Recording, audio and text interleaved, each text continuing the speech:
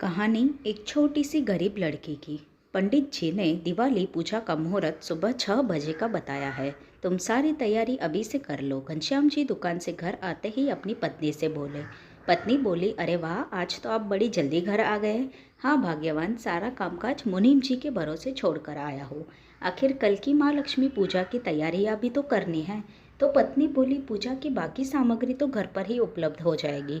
आप अभी घूमने जाना तो मालाएं ले आना।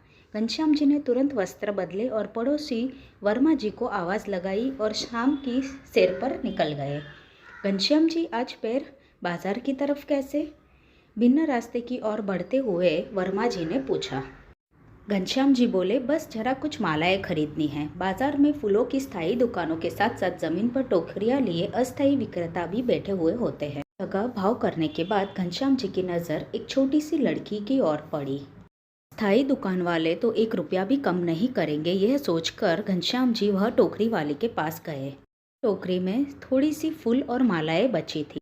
ये गेंदा की माला कैसे दी? बाबूजी 20 रुपए की। और ये गुलाब की माला 50 रुपए की। घनश्याम जी ने बोला, इतना महंगा लगा रही है, देखती नहीं ऐसी मालाएं 10-10 रुपये में मिल रही है। सही लगा, सारी मालाएं खरीद लूंगा। घनश्याम जी को स्वयं की ओर आते देख लड़की की आंखों में जो चमक आई थी अब वो बुझ गई थी और वह लड़की घनश्याम जी से बोली, बाबूजी 15 रुपये की तो मेरी खरीदी है और गुलाब की माला तो 40 रुपये की लेकर आई हूँ, मुझे भी तो कुछ बचना चाहिए। झूठ मत बोल, कहते हुए घनश्याम जी ने 15 गेंदा की मालाएं और 3 गुलाब की मालाएं खरीद ली। अब टोकरी में मात्र 2 गेंदा की और 1 गुलाब की मालाएं बची थी। तो लड़की बोली, बाबूजी ये 3 माला भी ले लीजिए। तो घनश्याम जी बोले, देखते नहीं उनके फूल मुरझा गए हैं, इन्हें लेकर मैं क्या करूँगा। और फिर घनश्याम जी ने हिसाब करते हुए 15 रुपये गेंदा की माला और 40 रुपये गुलाब की माला का हिसाब लगाकर रुपये पकड़ाए। वह कुछ देर इधर उधर देखती रही, फिर गहराते अंधेरे का आभास कर और किसी अन्य ग्राहक को न देखकर भरे मन से मालाएं कागज में लपेटने लगी। घनश्याम जी बोले, हम थोड़ी देर में घूम कर आते हैं, फिर ये मालाएं तुझसे ले लेंगे। यह कहते हुए घनश्याम जी वर्मा जी का हाथ पकड़कर आगे बढ़े। रास्ते में उनके दोस्त वर्मा जी घनश्याम जी से पूछा, इतनी मालों का क्या करोगे? घनश्याम जी बोले, वर्मा जी कल 3 जगह पूजा होनी है और इससे सस्ती मालाएं मुझे कहीं नहीं मिलती। लौटते वक्त बातों ही बातों में दोनों मित्र मालाएं लेना भूल गए। खाना खाने के बाद पत्नी ने घनश्याम जी को उलाहना दिया, मैंने तो पूजा की सारी तैयारियां कर ली, लेकिन कहने के बावजूद आप माला लेकर नहीं आए। अरे बाप रे! और उन्होंने पत्नी को सारा किस्सा बताया। फिर गाड़ी लेकर तुरंत रवाना होने लगे। रहने दो, अब तुम्हें वहाँ कौन मिलेगा, कल सुबह जल्दी मंदिर से माला खरीद लेंगे। पत्नी ने उन्हें रोका। घनश्याम जी बोले, उम्मीद तो मुझे भी बिल्कुल नहीं है, किंतु एक बार जाकर देख लेता हूँ। यह कहते हुए घनश्याम जी रवाना हुए, क्योंकि माला के पैसे जो दिए हुए थे। रात के करीब 9 बज चुके थे। बाजार में कुछ दुकानें अभी भी खुली हुई थी। फूल माला लेकर बैठने वाले सारे जा चुके थे। घनश्याम जी ने गाड़ी रोकी और उस अंधेरे कोने की ओर बढ़े जहाँ से उन्होंने माला खरीदी थी।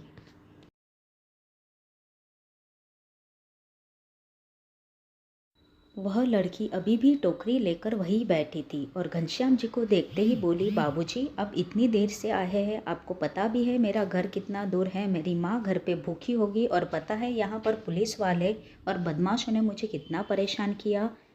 जी को देखते ही लड़की टूट पड़ी। घनश्याम जी बोले, मुझ पर चिल्ला रही हो, इतना ही था तो घर चली जाती।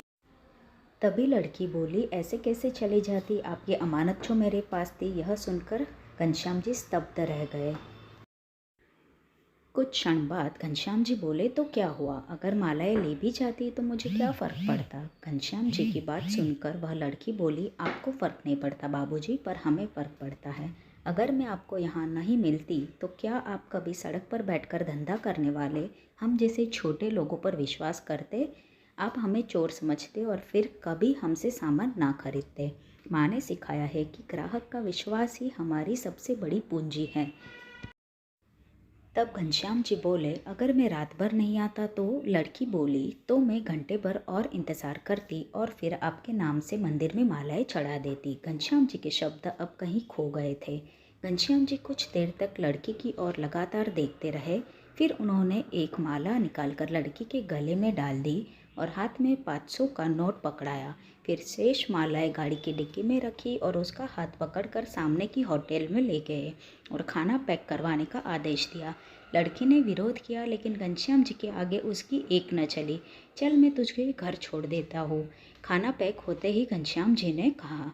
लड़की बोली, बाबूजी आप ये क्या कर रहे हैं, मैं अपने आप चली जाऊंगी। उसने फिर विरोध किया तो घनश्याम जी बोले, बेटा साक्षात लक्ष्मी को भोग लगा रहा हूँ, मना मत करना, मेरी लक्ष्मी पूजा तो हो गई है।